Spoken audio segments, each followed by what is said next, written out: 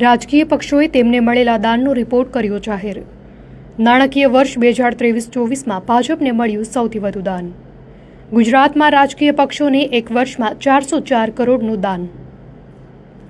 રાજકીય પક્ષોને કુલ 2544.27 કરોડ રૂપિયાની રકમ દાન મળી હોવાનું જાહેર।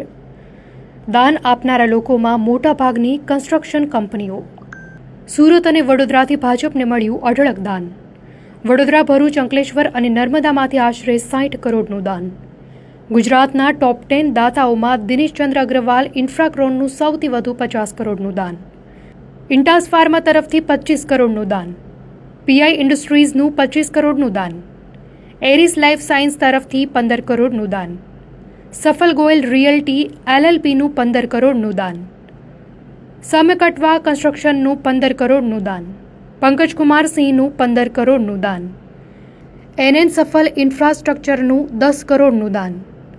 દીપક ફોનોલિક્સનું 10 કરોડનું દાન। ફ્રેન્ડ્સ ઇમ્પેક્ટ્સ તરફથી 10 કરોડનું દાન। સૌરાષ્ટ્ર સિમેન્ટ તરફથી 10 કરોડનું દાન।